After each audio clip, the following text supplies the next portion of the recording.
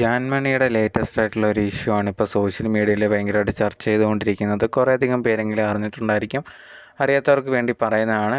ഇപ്പം ലേറ്റസ്റ്റ് ആയിട്ട് ഡൽഹിയിൽ ഈ ഒരു കുട്ടികളുടെ പ്രൊട്ടസ്റ്റും കാര്യങ്ങളൊക്കെ നടക്കുന്നതിൻ്റെ ഇടയിൽ കുറേയധികം ഓൺലൈൻ മീഡിയാസൊക്കെ ഈ ഒരു ജാൻമണിയെ എടുത്ത് ഇതിനെപ്പറ്റിയൊക്കെ ചോദിക്കുന്നുണ്ടായിരുന്നു. പ്രധാനമന്ത്രിയെ പറ്റിയൊക്കെ സംസാരിക്കുന്നുണ്ടായിരുന്നു.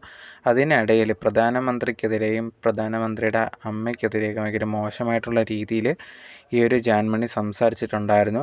ഇതേ കണക്ക് നിങ്ങൾ നോക്കിക്കഴിഞ്ഞാൽ പ്രധാനമന്ത്രി ജനിച്ച ഡേറ്റ് പറയുന്നുണ്ട്. ഇതിന് 3 വർഷം മുമ്പാണ് ഈ ഒരു അച്ഛൻ മരിച്ചിട്ടുണ്ടായിരുന്നത്. പിന്നെ എങ്ങനെയാണ് ഈ ഒരു മകൻ 3 വർഷം കഴിഞ്ഞിട്ട് എങ്ങനെയാണ് ജനിക്കുന്നത്? ആദ്യമേ ഉണ്ടെങ്കിൽ അച്ഛനെ പോയി കണ്ടുപിടിക്കാൻ പറ എന്നുള്ള രീതിയിൽ പറഞ്ഞിട്ടുണ്ടായിരുന്നു ജാൻമണി. പോലെ തന്നെ ഈ ഒരു രാത്രിയിലാണ് ഈ ഒരു സ്റ്റുഡൻസിൻ്റെ ഈ ഒരു കാര്യത്തിലൊക്കെ വീഡിയോസ് ഇടുന്നത്. അത് കണ്ടാൽ തന്നെ അറിയാം രാത്രി ഈ ഒരു ഓരോ തമ്പാക്കൊക്കെ വെച്ചുകൊണ്ട് വീഡിയോ ഇടുന്ന പോലെയാണ് സംസാരം എന്നുള്ള രീതിയിലൊക്കെ ആ ഒരു വീഡിയോയിൽ ഈ ഒരു ജാൻമണി സംസാരിച്ചിട്ടുണ്ടായിരുന്നു. ഇതിന് ശേഷം കുറേയധികം കേസുകളും കാര്യങ്ങളും ഈ ഒരു ജാൻമണിക്കെതിരെ എടുക്കണം എന്നൊക്കെ പറഞ്ഞിട്ട് BJP പ്രവർത്തകരൊക്കെ ഇറങ്ങിയിട്ടുണ്ടായിരുന്നു. അങ്ങനെ കേസെടുക്കാൻ ഏകദേശമായി എന്നുള്ള രീതിയിലാണ് അറിയാൻ സാധിച്ചിട്ടുള്ളത്. ഇപ്പം ഈ ഒരു രീതിയിലൊക്കെ ആയതിനു ശേഷം ജാൻമണി തന്നെ ഒരു വീഡിയോ ഇട്ടേക്കുവാണ്. ഞാനുണ്ടെങ്കിൽ ഈ ഒരു കാര്യത്തിൽ മാപ്പ് പറയുന്നു എന്നുള്ള രീതിയിലാണ് ജാൻമണി വീഡിയോ ഇട്ടിട്ടുണ്ടായിരുന്നത്.